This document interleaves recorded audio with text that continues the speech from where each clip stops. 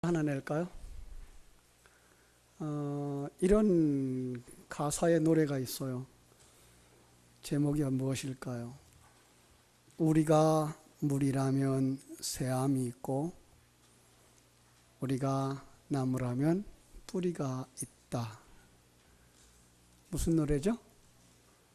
개천절이죠. 개천절 노래입니다.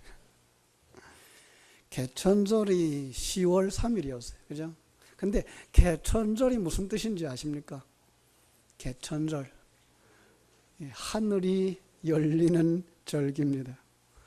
주전 2333년, 즉 단군 기원 원년 음력 10월 3일에 국조 단군이 단군 조선을 건국했다고 하는 뜻으로 제정되어진 날입니다. 1900년도에 기독교는 아니고요, 대종교에서 건국을 기리는 날로 정해서 기념식을 거행하는 데서 비롯되어졌는데요. 이러한 절기를 가지면서 하나님의 백성들은, 이 나라의 모든 성도들은 함께 뭉치기를 좋아했죠. 그죠? 그래서 이 개천절 행사는 일제강점기에 암울했던 식민지 지배의 상황에서 민족의식을 고취시키는 데에 큰 힘이 됐습니다. 상해 임시정부에서도 이날을 국경일로 정하였고요. 그리고 광복 후에는 대한민국 정부가 계승해서 원래 음력 10월 3일이었던 것을 양력 10월 3일로 바꾸면서 지금의 개천절이 되었습니다. 하늘이 열리는 날, 그죠? 온 국민이 하나로 뭉쳐서 이 나라와 민족을 하나님이 기뻐하는 나라로 만들자라고 이러한 이름을 가진 그 절기, 국경일을 삼은 나라는 아마 대한민국밖에 없지 않을까, 이런 생각을 가지게 됩니다. 그런데 10월 달에는요, 우리가 의미해야 할 더 많은 나라들이 있어요. 날들이 있어요. 바로 지난 1일 날, 무슨 날이었죠? 국군의 날이었어요. 그죠? 하나님께서 이 나라와 민족을 지키라고 군인들을 세웠고, 그 군인들이 뭉쳐서 당신들이 이 나라를 지켜야 합니다. 이 나라는 당신들이 지켜서 건강하고 평안하게 해줘야 됩니다. 라고 하는 의미를 되새기도록 국군의 날을 주었고요. 내일 모레는 무슨 날일까요? 한글날이요. 그래서 이 10월 달에는 한번 나라를 생각하고 또 우리의 언어를 생각하고 우리가 마땅히 뭉쳐서 이 나라를 지키고 보존해야 할 의미를 되새길 만한 그런 의미를 가진 날들이 많아서 오늘 말씀의 제목을 나라와 민족을 위하여라고 말씀을 전했습니다. 요즘 모였다 하면 우리 대화의 그 중심을 이루는 이야기가 통일이죠. 그죠? 남북 대화, 그다음에 핵의 폐기, 이런 이야기들이 시작됩니다. 과거에 박근혜 대통령도 통일은 대박이다라는 말을 해서 많은 사람들에게 소망을 주기도 했고 비웃음을 받기도 했는데, 금년 4월 달에 드디어 남북 정상회담이 개최되어졌습니다. 처음은 아니죠. 이미 남북 정상회담은 김대중 대통령 때도 있었고 노무현 대통령 때도 있었습니다. 아마도 세 번째쯤 될 거라고 생각을 합니다. 그런가 하면 그 남북 정상회담 이후에 6월 12일 날은 싱가포르에서 북미 정상회담이 있었습니다. 참 역사 속에 처음이라고, 6.25 전쟁 이후에 처음 있는 대화라고 이야기를 합니다. 거기서 그들은 관계 개선과 그리고 남북 간의 그 평화 체제 구축, 그리고 한반도의 완전한 비핵화를 골자로 한 공동 성명 형식의 4개의 조항의 합의문에 서명도 했습니다. 정상회담 후에는요, 트럼프 대통령이 기자회견을 통해서 북한이 체제 안전을 보장하는 차원에서 한미 군사 훈련을 이제 중단하겠다 그랬고요. 한국 전쟁도 곧 종전될 것이라고 얘기하면서 조만간 상회 대사도 파결하겠다라고 얘기를 함으로써 우리에게 소망을 주었습니다. 문재인 대통령은 이제 트럼프 대통령이 북미 정상회담에서 성공적인 결실을 맺어서 한반도는 물론이고 세계의 평화를 위해서 큰 토대를 놓았다고 평가를 했습니다. 온 백성들이 기대가 상당히 고조되어졌는데 곧바로 6월 13일 날이 지방선거하는 날이었어요. 그래서 거기서 17명의 특별시장 그리고 도지사 226명의 구청장, 시장, 군수 824명의 시도의회 의원들 2927명의 그 시구군 의회 의원들 그리고 17명의 교육감이 선출되었습니다. 23년 만에 투표율이 최고로 높은 국민의 관심이었고 국민들의 지지였습니다. 그 후에도 남북 정상은 만남을 가졌고 지난 9월 18일, 19일, 20일 동안에는 평양에 가서 남북 정상회담을 했죠. 그런데 이렇게 잘 나가고 있는데 불구하고 염려하는 분들도 있습니다. 이 밥 코커 미 상원 외교위원장은 이 4개 조항 합의문이 선포되어졌을 때에 이런 염려스러운 얘기를 했어요. 실체성이 있는 어떤 것들이 있었는지 확정하기 힘들다라고. 한반도의 전문가였던 조셉 윤이라고 하는 전 미 국무부 대북정책 특별대표가 김정은의 진정성을 시험할 어떤 방법도 문서에 담아있지 않아서 나로서는 상당히 실망스럽다는 글을 보스턴 포스트지에다가 기고를 했습니다. 그래서 이 땅에 있는 성도들은 기도해야 할 이유가 생긴 겁니다. 문서에 나타나지 않은 많은 부분이 정말 합의한 대로 이루어져야 한다는 것입니다. 북의 핵이 정말 폐기되어져야 되는 일들. 그런가 하면 북한의 핵이 폐기되어질 때 비핵화의 비용에 대한 언급이 없습니다. 비핵화의 대가를 요구하는 보상 내용도 포함되어 있지 않습니다. 그걸 드러내놓으면 이건 어마어마한 액수가 될 겁니다. 핵 개발을 중단하고 경제 건설에 총력을 기울이려고 하면 필요한 게 뭐겠어요? 돈입니다. 지금 미국은 그걸 내놓지 않으려고 하고 있죠. 그래서 계속해서 그 진전되는 걸 딜레이 시키고 있는데 거기에 보증을 서고 나오는 사람이 있습니다. 바로 문재인 대통령이죠. 여러분, 앞으로 김정은이 안 된다, 돈이 들어오지 않으면 못합니다 라고 말하고 미국이 도와줄 수 없다라고 말하면 그 책임 누가 떠안아야 될까요? 우리가 떠안아야 됩니다. 여러분과 우리가 그걸 책임져야 됩니다. 트럼프는 다음의 선거에 당선되기 위해서 이걸 아주 좋은 호재로 사용을 하고 있고요. 그렇죠?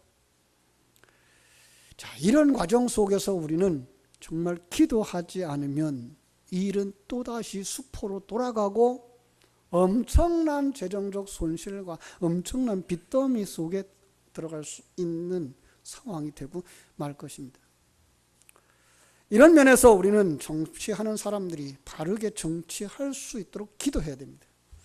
건강한 야당들이 수립되어져서 정말 견제하고 바르게 행하고 그리고 그것이 하나하나 정확하게 짚어갈 수 있도록 뒤에서 뒷받침해 주어야 됩니다.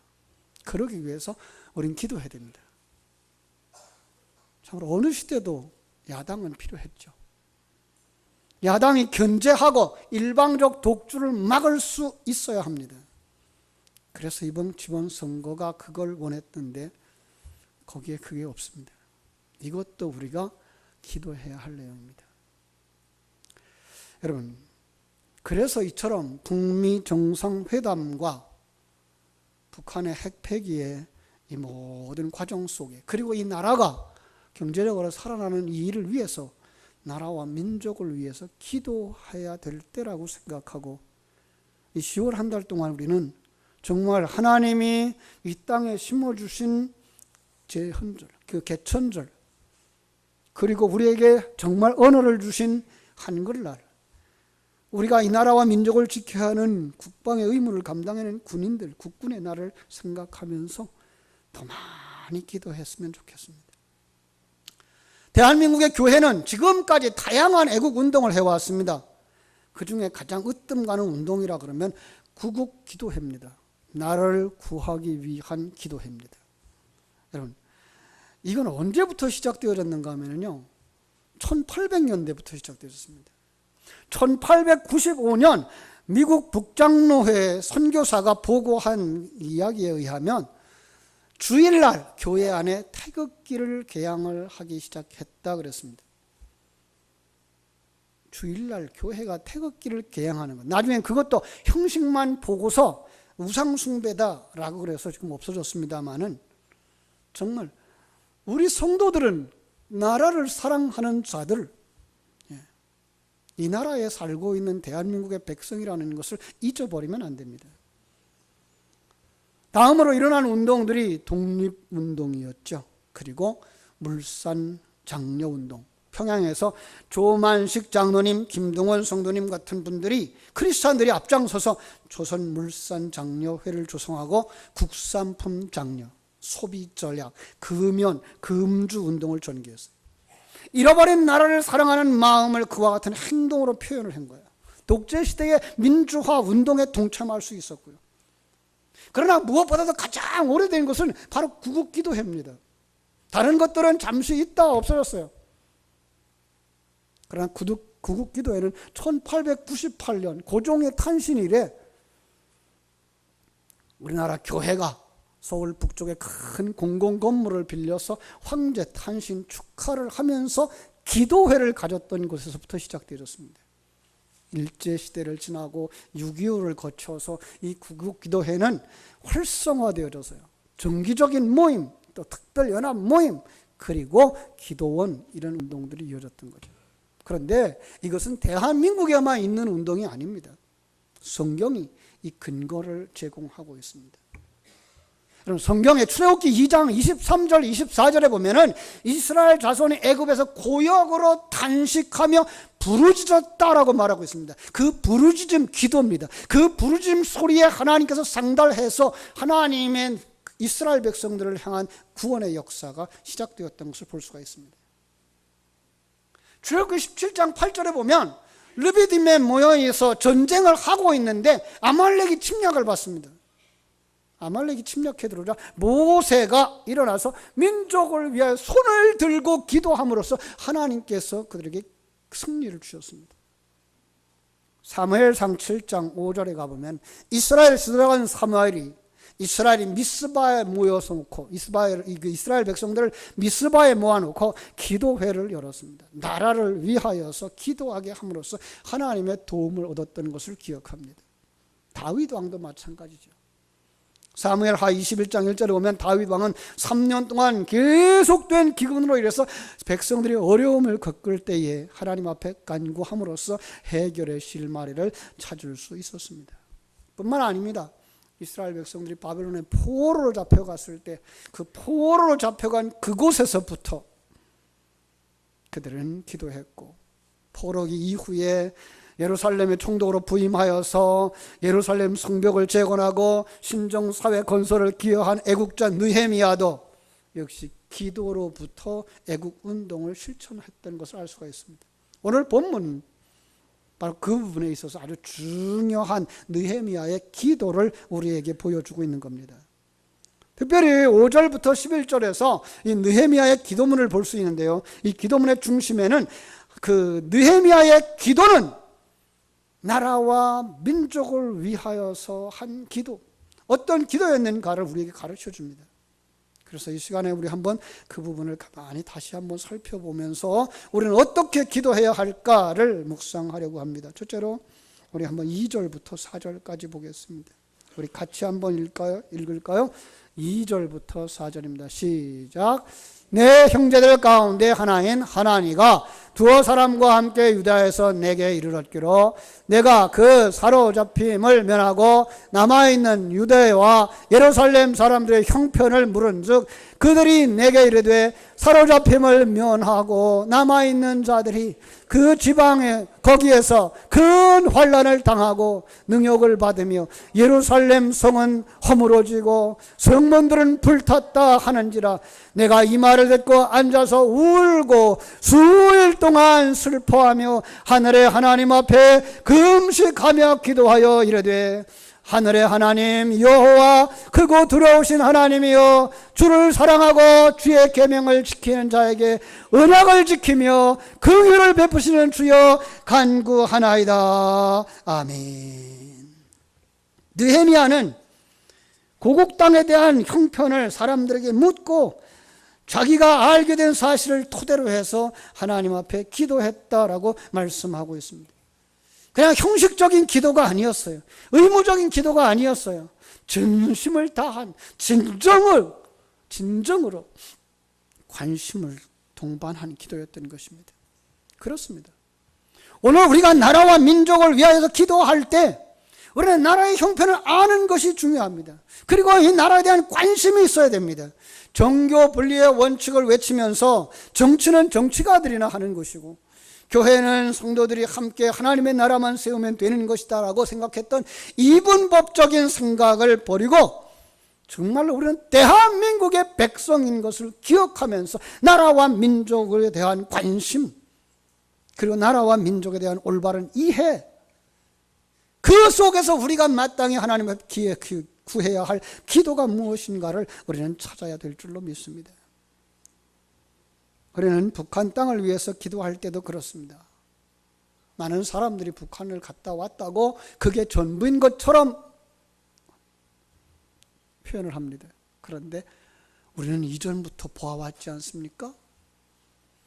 그들이 어떻게 교회를 핍박했는지를 보아왔고 거기서 탈북한 사람들이 그들이 살아온 날들이 얼마나 험했는지를 얼마나 고난당했는지를 얼마나 배고프고 힘든지를 아직도 그것이 해결되지 않았습니다. 아마 해결되어졌다면 이런 정상회담이 이루어지지 않았을지도 모릅니다.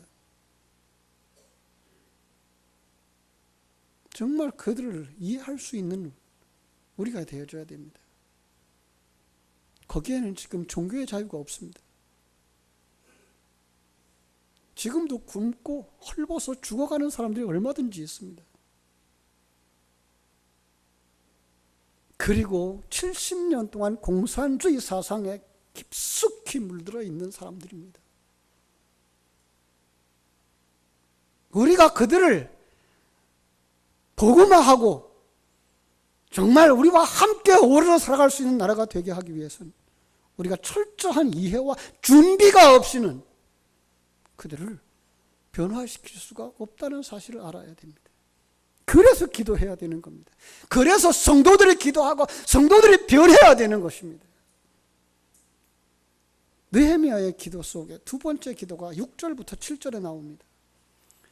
이제 종이 주의 종인들인 이스라엘 자손을 위하여 주야로 기도하오며 우리 이스라엘 자손이 주께 범죄한 죄들을 자백하오니 주는 귀를 기울이시며 눈을 여시사 종의 기도를 들으시옵소서.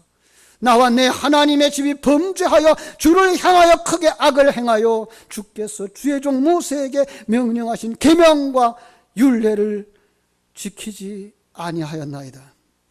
여러분 이 기도에 보면은 느헤미야는 먼저 민족의 죄를 자복합니다. 동시에 자기의 집의 죄도 회개하고 하나님 앞에 용서를 구합니다. 우리는 이 점을 눈을 여겨보아야 됩니다. 민족 공동체를 위해서 나라와 민족을 위해서 기도하자고 할 때에 책임을 누구에게 돌리자는 이야기가 아닙니다. 우리는 너무나 쉽게 어려움을 당할 때 그 어려움의 책임자를 한 사람 세워놓고 그를 죽이는 걸로 끝내버립니다. 여러분 그렇지 않습니다. 역사를 주장하시는 하나님을 볼 수 있어야 되고 하나님께서 왜 이런 상황을 펼치시고 계신가를 볼 수 있어야 됩니다. 그 속에서 내 모습을 볼 수 있어야 되고, 나로부터 회개하는 사람들이 되어져야 하는 줄로 믿습니다. 그래서 느헤미야는 자기의 죄를 자백하고 회개합니다. 누구 때문에 어려움이 왔으니 누구를 위해 기도해야 한다는 자세가 아니라 자기에게 어떤 잘못이 있는지 성찰하는 자세, 자기가 나라와 민족을 위하여 못했던 것 돌아보면서 바로 거기서부터 시작해야 되는 것입니다. 그래서 세 번째 기도의 내용을 우리가 찾아낼 수가 있습니다. 자기가 할 수 있는 일을 찾아내는 기도였습니다. 본문을 넘어갑니다만 2장의 내용을 보면 느헤미야가 총독이 되어져서 예루살렘으로 부임하게 된 이야기입니다. 그런데 그 동기는, 기도하게 되는 그 동기는 느헤미야 얼굴에 수심이 있는 것을 본 왕이 느헤미야에게 그 까닭을 묻는 데서 시작됩니다. 2절을 볼까요? 왕이 내게 이르시되 네가 병이 없거늘 어찌하여 얼굴에 수심이 있느냐? 이는 필연 내 마음에 근심이 있음이로다. 그는 나라를 사랑하며 기도하고 회개하며 기도하고 자기가 해야 할 일을 찾으면서 기도하는 그것이 수심이 되어졌습니다. 정말로 몸이 상할 만큼 기도했던 것을 알 수가 있습니다. 그것을 왕이 보았고 하나님께서 왕에게 보도록 하셨고 그 이유를 묻습니다. 그때 느헤미야가 왕께 대답을 합니다. 왕은 만세수를 하옵소서. 내 조상들의 묘실이 있는 성읍이 이제까지 황폐하고 성문이 불탔사오니 내가 어찌 얼굴에 수심이 없사오리까? 나라를 생각하니 어찌 우리가 근심하지 아니하겠습니까? 민족을 생각하니 어찌 우리가 즐겁기만 하겠습니까?